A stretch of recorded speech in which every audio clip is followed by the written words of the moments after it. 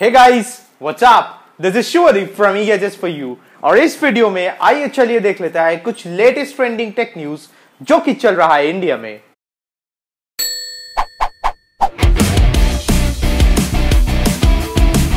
दोस्तों, बात जब आता है स्मार्टफोन्स की, तब डेटा जो एनालिसिस होता है उसमें सबसे बड़ा एनालिसिस यह आता है कि आपके एरिया में या फिर आपके कंट्री में सबसे बेस्ट में सेलिंग स्मार्टफोन्स कौन सा है।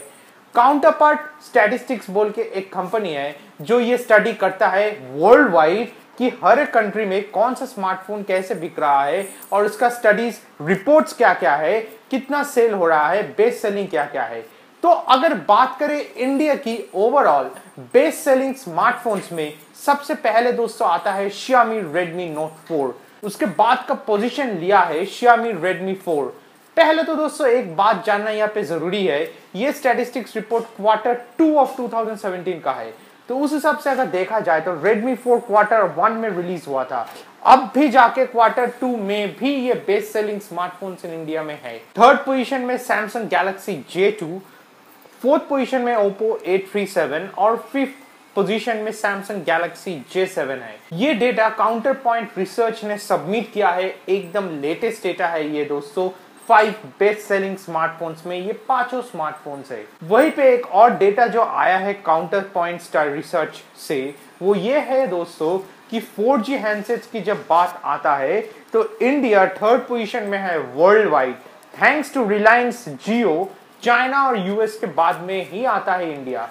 ऐसा प्रेडिक्शन है कि Q3 खत्म होने से पहले ही इंडिया सेकंड पोजीशन ले लेगा चाइना के बाद। अगर डिटेल स्टडी में हम लोग जाए तो आप देख पाओगे कि Xiaomi Redmi Note 4 7.2% अकाउंट होता है total smartphone sales in India में Q2 में। इसको फॉलो करता है Redmi 4 जो कि 4.5% में है, Samsung Galaxy J2 4.3% में, Oppo A37 3.5% और फिफ्थ में Samsung Galaxy J7 3.3% of total sales in India of Q2 में आता है। ब्रांडिंग की बात करें तो इंडिया में सबसे पहले सैमसंग ही आता है 24% सेल लेकर, उसके बाद Xiaomi 15.5%, Vivo 12.7%, Oppo 9.6% आता है।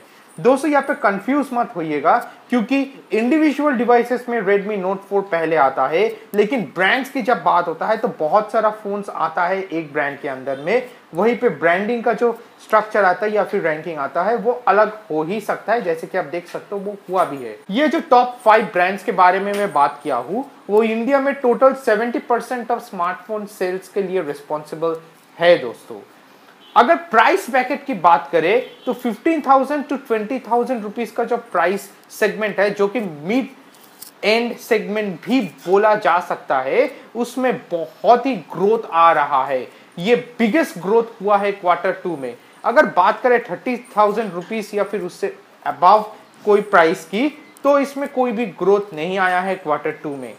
और बात करें प्रीमियम हैंडसेट्स की, जहां पे सैमसंग ही बिगेस्ट शेयर लेता है Samsung Galaxy S8 जैसे हैंडसेट को लेकर, तो उसमें 13% ग्रोथ आया है Q2 में compare to that of Q1 of 2017। तो यह अच्छा खासा ही रिपोर्ट है। और डिटेल एनालिसिस रिसर्च में यह देखा गया है कि जिस हैंडसेट में 16 GB ऑफ इंटरनल मेमोरी है, 2 GB ऑफ रैम है, वो 25% ऑफ सेल्स होता है टोटल स्मार्टफोन जो शिप होता है इंडिया में। Qualcomm Snapdragon चिपसेट भी एक खासियत है हैंडसेट्स में। इसमें जिस हैंडसेट में Qualcomm Snapdragon का चिपसेट है वो 40% का ग्रोथ आया है Q2 में। तो ये डिटेल एनालिसिस रिसर्च स्टडी था काउंटर पॉइंट रिसर्च से इंडिया के बारे में स्मार्टफोन्स को लेकर। ये स्टडी बहुत ही इंपॉर्टेंट है ये जानने के लिए कि ट्रेंड कहाँ पे है और क्या क्या स्मार्टफोन्स ट्रेंडिंग हो रहा है इंडिया में। तो होप सो ये वीडियो हेल्पफुल रहा आप सभी के लिए। जितना हो सके इसको लाइक कीजिए और शेयर कीजिए सभी के साथ, क्योंकि नॉलेज और इंफॉर्मेशन सभी के साथ बढ़ना चाहिए। और अगर आप ऐसे ही ट्रेंडिंग टेक न्यूज डेली पाना चाहते हो तो मेरे चैनल में आके सब्सक्राइब बटन के बगल में जो नोटिफिकेशन का बेल है उसको ऑन करना मत भूलना। अगर आपका कोई भी क्वेरी या कमेंट हो, या आप कमेंट सेक्शन में भी डाल सकते हो, या फिर आप ट्विटर, फेसबुक या गूगल प्लस में भी पोस्ट कर सकते हो। आपको सिर्फ यूज करना पड़ेगा #eGadgets for you. So that will be it guys. Bye for now.